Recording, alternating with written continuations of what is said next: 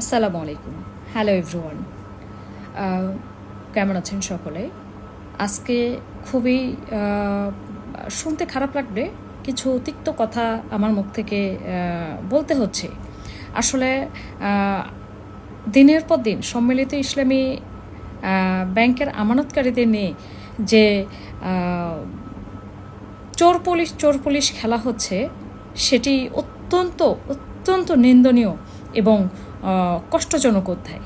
আজকে কথা ছিল যে আমানতকারীদের যে আমানত রয়েছে সেটির বিপরীতে মুনাফা নিয়মিত দেয়া হবে, সেটি বর্তমানে ঠিকমতো দেয়া হচ্ছে না। দ্বিতীয় কথা হচ্ছে ২৬ সালে তারা সবচেয়ে কম ইন্টারেস্টের পরিমাণ নির্ধারণ করেছে। প্রথমত মূল টাকা দেওয়া হচ্ছে না, মূল টাকা কবে দেয়া হবে সেটারও কোনো সুনির্দিষ্ট রোডম্যাপ দেওয়া হচ্ছে না। এরপরে লভ্যাংশের পরিমাণ ২০২৬ সালে কমিয়ে দেওয়া হয়েছে এবং ২০২৪-২৫ সালে যে হেয়ার কাট নিয়ে বিগত কয়েক মাস যাবৎ আন্দোলন হচ্ছে সেটা উঠিয়ে নেওয়া হবে সংসদে, এমন কথা বললেও সেটি নিয়ে এখন পর্যন্ত কোনো কার্যকরী লিখিত পদক্ষেপ নেওয়া হয়নি। সুতরাং বর্তমানে এখন পর্যন্ত হেয়ার কাট বহাল আছে। ইন্টারেস্টের পরিমাণ 3%, 4%, 5% সব সর্বনিম্ন পরিমাণ করা হয়েছে। সে ইন্টারেস্টও আমানতকারীরা আমরা সময় মতো এবং রেগুলার মাফিক উঠাইতে পারতেছি না। এইভাবে টাকাগুলো ব্যাংকে পড়ে থাকতে কোনো এক সময় হয়তো বলাই হতে পারে যে ব্যাংকের অবস্থা ভালো না, টাকা লোপাট হয়েছে, আমাদের আর কিছু করার নেই। তাহলে আমানতকারীরা কোথায় যাবে?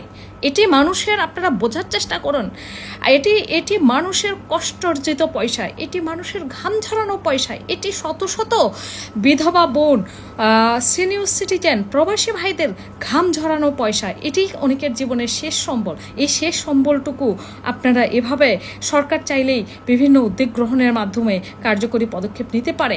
এককালীন টাকা না দিয়ে ধাপে ধাপে টাকা দিতে পারে। আজকে আন্দোলনে সরজমিনে মাঠে নামলে, আমরা কিছু ভাই বোন মাঠে নামলেও অধিকাংশ আমানতকারী মাঠে নামেন না, আন্দোলনে আসেন না, রাজপথে আসেন না।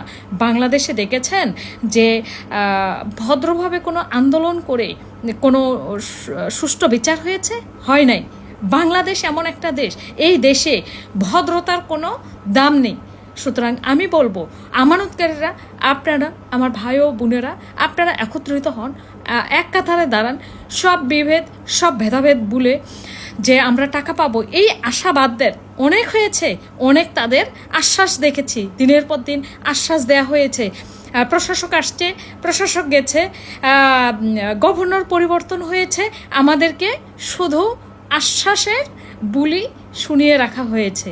আমানতকারীদের এদেশে কোনো দাম নেই। এদেশে ব্যাংক খাতে যে অরাজকতা, যে অস্থিতিশীল অবস্থা চলতেছে, এর শেষ যদি না হয় তাহলে ব্যাংক খাত একটি বিপজ্জনক পর্যায়ে যেতে পারে। সুতরাং আমার ভাই ও বোনদের বলবো, আপনারা সোচ্চার হন, এখনও সময় আছে, যদি মূল টাকা হারাতে না চান। সুতরাং সকলেই ভালো থাকবেন, সুস্থ থাকবেন, আর পরবর্তী যে কোনো আপডেট নিয়ে ইনশাল্লাহ আপনাদের সামনে উপস্থিত হব। সে পর্যন্ত সকলেই ভালো থাকবেন। আসসালামু আলাইকুম।